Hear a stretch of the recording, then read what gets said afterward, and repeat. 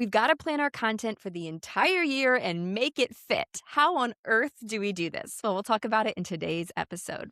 Welcome back to the Teach for the Heart podcast, where we tackle teaching challenges from a biblical perspective. This episode is brought to you in partnership with the Herzog Foundation. I'm here today with Ashley, one of our mentors and team members. Ashley, thanks for joining us today. Thanks so much for having me. So we are talking about this question. I've been asked it a few times on how do you create that document or plan. Every school, it typically has a different name, different system. So we're really struggling with, what do we call this? You might call it your year at a glance, your Gantt chart, your curriculum map. It's that plan that you create. Most teachers have to create at the beginning of the year where it says, okay, what am I going to teach when?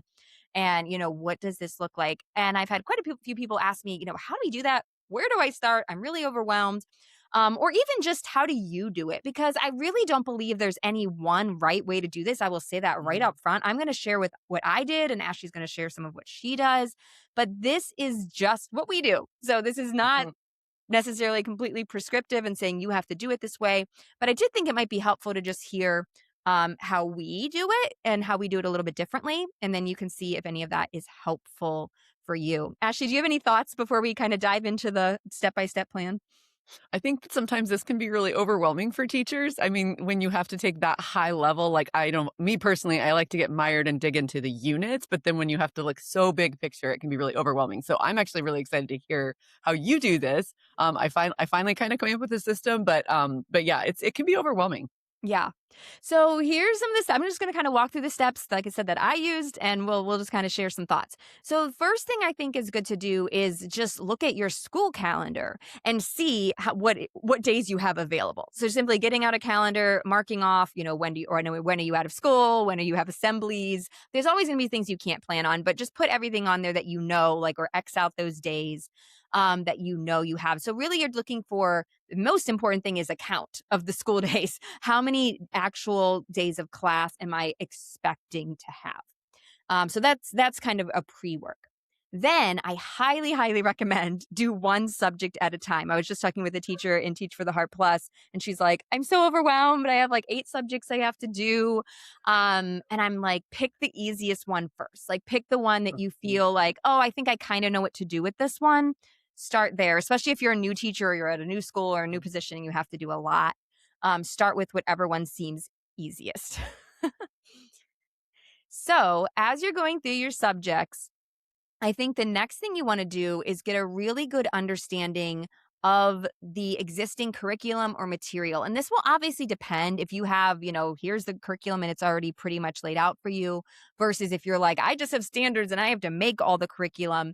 In either way, you want to get some kind of idea of the scope. A lot of curriculums will have some type of pacing guide. This is how many days we recommend for each chapter. So I will always start with what they recommend, so you're not starting completely from scratch, and kind of start by looking through it for a few different things. You're looking for it, first of all, to say, do I agree? And based on your experience, you might be like, I have no idea. If you have no idea, just stick with what it recommends to start. But if you're like, no, I know I need more time for that chapter. I actually don't want to do this chapter. So you're looking for anything that's obvious that you want more time for, you want less time for. And then you're kind of also looking to see how those add up, those number of days.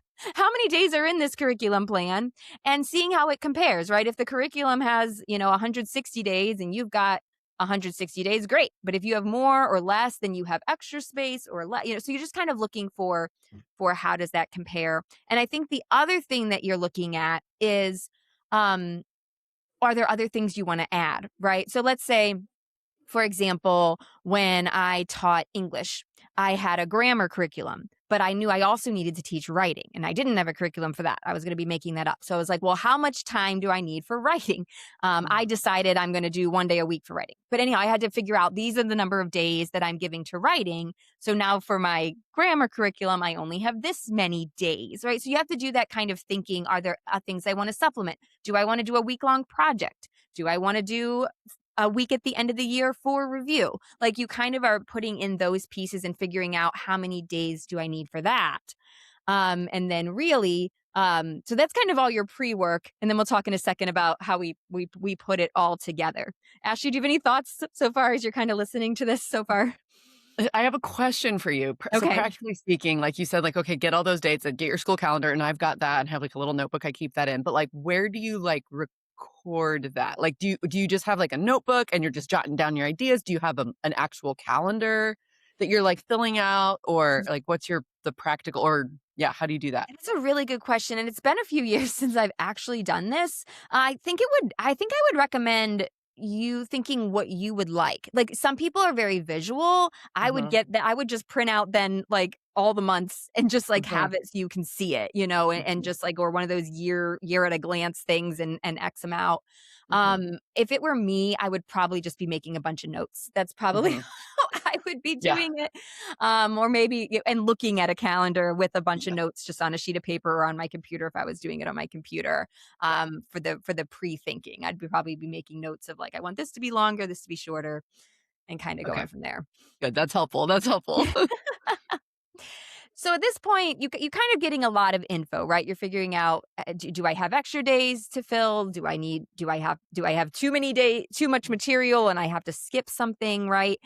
And what you need to do then is be really strategic. Um, I'm going to say two different things here. One, I'm going to say don't stress too much Mhm. because this is just your plan. It can adapt, especially if you're a first year teacher, like, or first time teaching this subject. It's definitely not going to go according to plan. So don't like stress and be like, what if I picked the wrong thing? It's fine. But at the same time, the better your plan is now, or the closer it is, the easier it will be as you go through. So it is Mhm. worth spending a little bit of time thinking, like I said, okay, do I want more time for this? Am I like, oh, I know I want extra time for this chapter. This is a really key concept. I want extra Mhm. space for this. Or, no, I actually don't think this is an important concept. We're just going to cover that really quickly. I'm going to X this out. So just doing that, whatever is clear and obvious to you, I would kind of just do that. I would go through it like a round of that. Don't get too overwhelmed. Just do Uh-huh. what is kind of clear and what is kind of obvious. And then you're doing your what you're going to do then is make a best estimate of how much do I want to spend time on each chapter, standard, topic, like however it's arranged for you. How much time on do I want to plan? And you just need to make sure it adds up to the number of days you have. Or you could leave some margin. If you were, Mhm. if you know you're going to have calamity days, it's okay if it adds up to maybe 3 to 5 days less because you're like, I could just use that to review at the end. But you want to be within 3 to 5 days, I would say, of what you have, where those numbers just kind of add up. Right? Does that make sense? And then Mhm. you, like I said, you can finagle them. Oh, I got a couple extra days. Where might I want to give myself an extra day? And just put together that rough plan. This is such an exciting part of teaching. Like, I love curriculum development and I love like thinking, and I love how much it's one of my favorite things about teaching, how much autonomy we have Yeah. with Yeah, that, it is like really getting to cool, pick and and I choose. think if you had a teacher that, like, sometimes you inherit somebody else's plans, and that can also be a Mhm. great place to start, right? But we do get to make Yeah. it our own and say, "I'm Yeah. gonna do it differently," and I think that's a Yeah. strength, right? Because when we do what we are excited about and what we think is best, we're gonna be more aligned with it, and it's gonna be better for our Mhm. students. This episode is brought to you in partnership with the Herzog Foundation, and they want to let you know that applications are now open for the 2026 Faith in Nation Student Forum. Each fall, the Herzog Foundation hosts an incredible 4-day retreat for outstanding high school seniors from Christian schools and homeschool co-ops.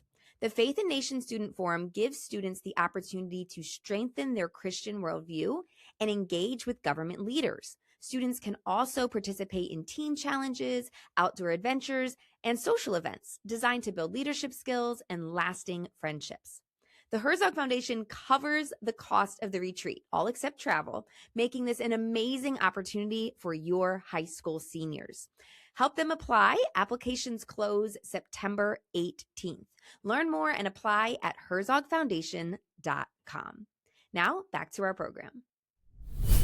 So after that, this is a very simple task. You're now going to kind of actually like map that onto the calendar.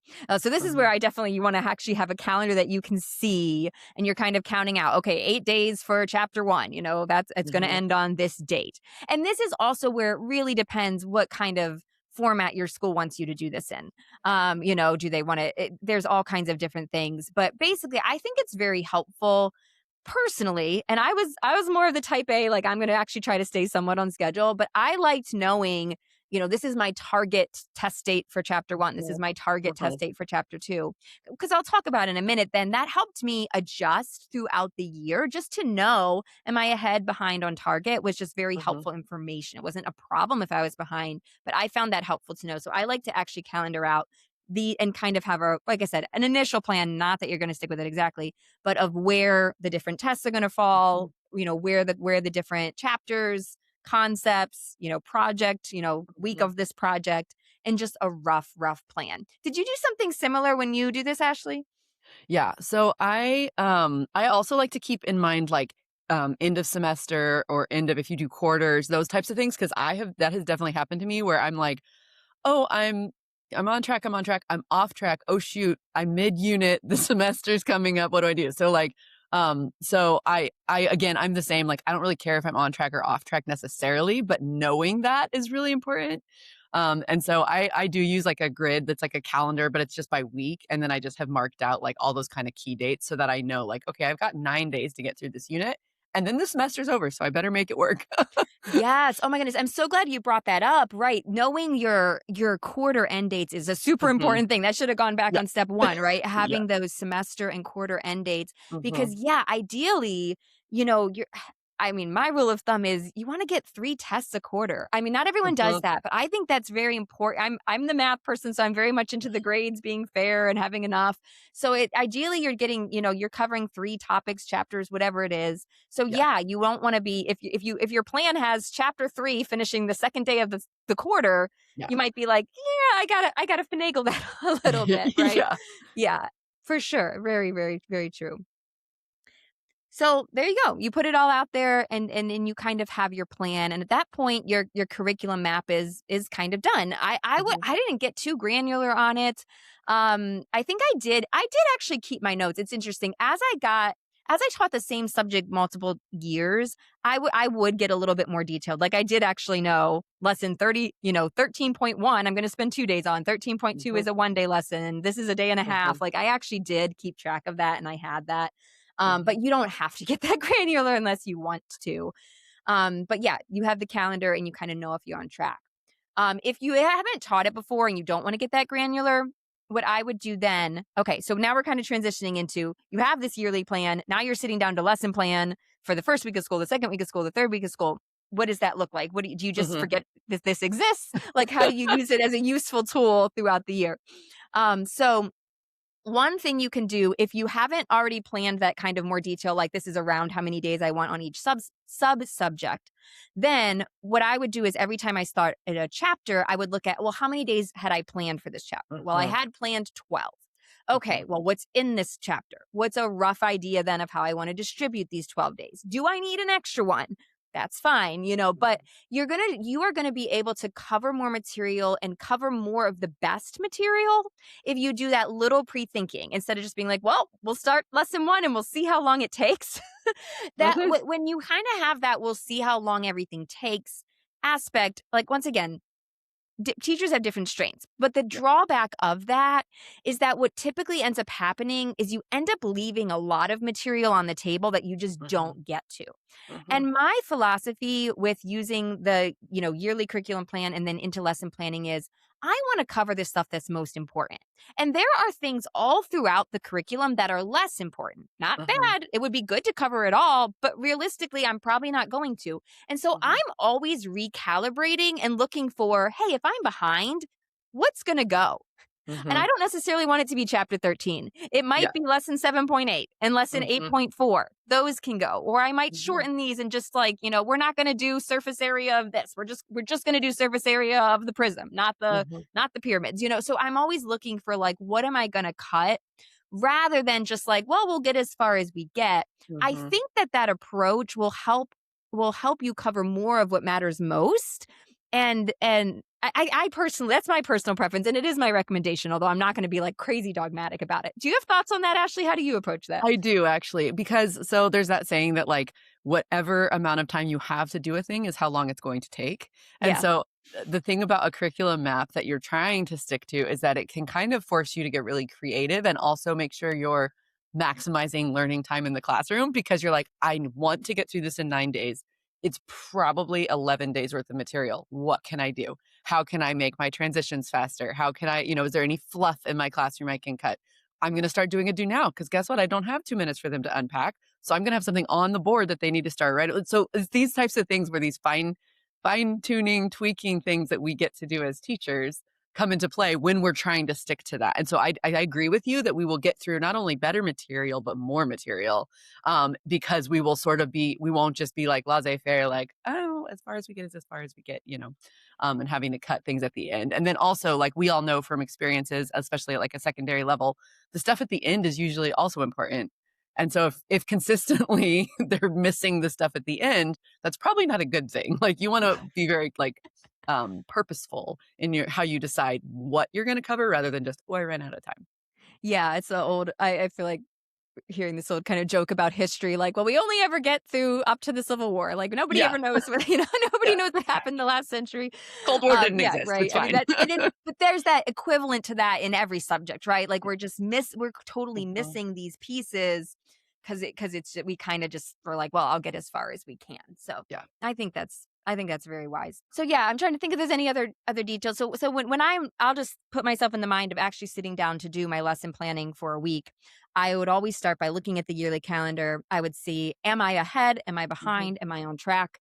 If I'm ahead, I mean, that was very rare. I think I would just be like, well, there'll probably be a snow day. But if I am behind, something came up, I needed more time, there was a snow day, I would often look and see. I would normally target something. Okay, well, Mhm. I'm gonna exit this lesson, so I'll be -1 until we get there, Yeah. or doing some kind of recommendation. But then I would be looking at, okay, what do I want to do this week? And on my lesson planning, I would kind of have those big headings. This is lesson Mhm. 1.2, or this is this standard, or this is this Uh-huh. topic. So I would kind of do that for the week and then go back and figure out the details. And I do recommend that. I think if you're just like if you start picking activities before you've thought through like what the topic that you need to teach, Mhm. then that is where you end up being like, "Oh my goodness, I just spent a week on this thing that really Mhm. probably should have been a day." So figure out how much time do I have and then put it in there. Mhm. And then, of course, you do need room to adjust, right? I mean, I'm interested in your thoughts on this, Ashley, because there are those days where you're like, I thought they could get at this in a day and they Mhm. did not get it. And I really need to come back to it tomorrow. And I think that's where you need to be flexible and you need to be willing to say, everything just gets pushed back a day and I'm going to have to find Mhm. something to cut. It's like but I think it's better when that's like an intentional decision and not just like, well, we'll stay here as long as we need, because like you Yeah. said, where things expand to take whatever time you Yeah. you allow for them, and Yeah. sometimes you can really get stuck or bogged down in that. How do you approach that when you know you need extra time for something?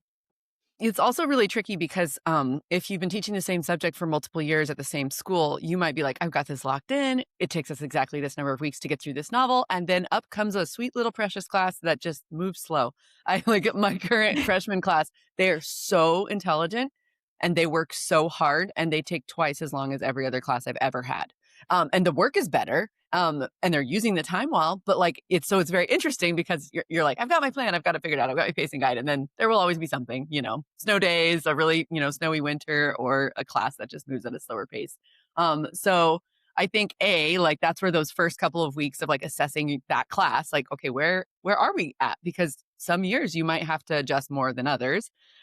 So having those early assessments so that you can start to kind of get, that in mind. And then I personally, because the school I work for is very small, anytime choir's gone, half the school's gone. Anytime the basketball team's out of town, half the school's gone. Like, so it's for me, I had to create a structure where I had built in things that I thought were very, very valuable, but could be done by the kids on a bus without me there. Mm. And so that's where I have my flexibility, is those, like, kind of like built in. I usually keep them towards the end of the week because that's when most, away games and choir events and all those things are. So it's like a Thursday or a Friday, usually a Friday. That's when I have more of those things. And so then if I'm behind, I use those days. I'm like, well, I guess we're not going to do these. And I'm not saying it's not busy work, it's not extra work. It's very important work, but it's work that they don't need me for. It's going to be like Mm. the grammar training, it's going to be vocabulary stuff, it's going to be other things. But that's where I'll say, okay, guess what? We're cutting the grammar, we're cutting the vocab because I've got to get through this novel or this writing unit or this whatever it is that I'm doing on. So for me personally, that's what I do. But that doesn't work for every teacher because not every teacher has that same scenario where they're faced with like half your class is there and half is not. And so, but I think just whatever it is, be aware of any types of routines that you can like mine for extra time, right? Like, okay, we're actually not gonna, I like to do quick writes and I'll give them 5-10 minutes. Okay, here's your prompt, go. Well, if I'm behind, that's 10 minutes that I can get back. And so I cut the quick write. Are quick writes important? Yes. Do they strengthen our writing muscles? Yes. Can they be cut? Yep. So Mhm. I like to kind of build that into my curriculum. Yeah, that's really good. So 2 things I wanna pull out of what you said. You said so many good things. One was a principle that knowing it's important to know, like, your own subject and your own situation, right? And Mhm, just, like, adapting things to that. But the second thing is, I kind of assumed this at the beginning, but if you are, newer to your subject, or if you're in elementary and you're like, "Ah, this is my specialty, but mhm, not science," there is I kind of had an assumption that you know your subject well and you know what's important and what's mhm. not. And Yeah. that actually might not be the case. So if you are not aware of that, really, like what matters in Mhm, this subject, ask somebody, right? I mean, mhm, like that you can ask someone else in a similar grade level, or like ask this subject that comes next. The fifth, your fourth grade, ask the fifth grade mhm. teacher, hey, what do they really need to know coming into fifth grade?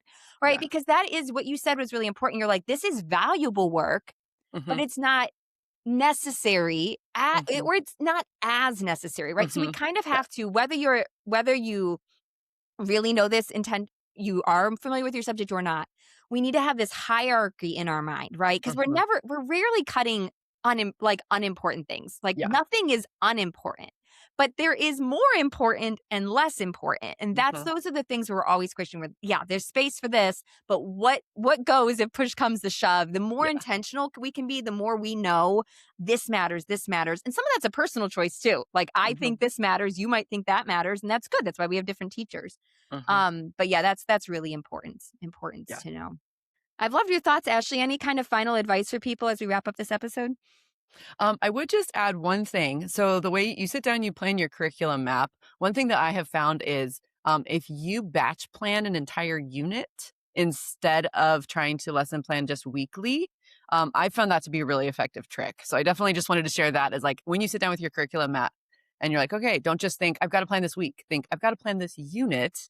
And as much time as you can get, like give yourself an hour and get through as much of that planning as you can, because once your brain shifts into I am planning a unit on Lord of the Flies, you're so locked in, you're so focused, and every time you take a break and come back to it, your brain has to reintegrate, re-remember, what are we doing? What's that? What's the goal? And so that's just one trick I really wanted to share because it has changed. It has saved me hours of planning just by saying, I'm not planning by week. I plan by unit as much as possible. I give myself a time limit.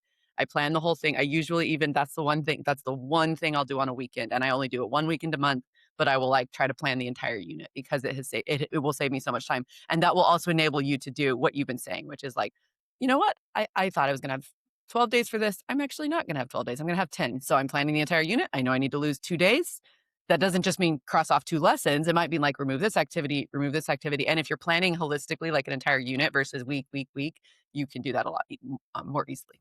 Yeah, that's such a good tip, and I feel like that's probably even extra relevant in certain things. Like I'm picturing, yeah, a unit on a book. It really Hmm. is one thing. There's Hmm. other curriculums where I think what my main subject was math, and it really Hmm. is more lesson based, right? It's Yeah. like it is almost just like 7 individual lessons that add up to a unit. But yes, and that could still have benefit in batching, but Hmm. that when you have a like this is what I'm teaching. Yeah, that's what I would do with that is what I would do with writing. It is Hmm. like this is the writing this section of writing. Yeah, so Hmm. that's really good advice, not just to think in weeks, but zoom out and do that big plan, Hmm. and then that makes the weekly planning so much easier. Oh You're yeah. just kind of plugging it in. Yeah. That's great.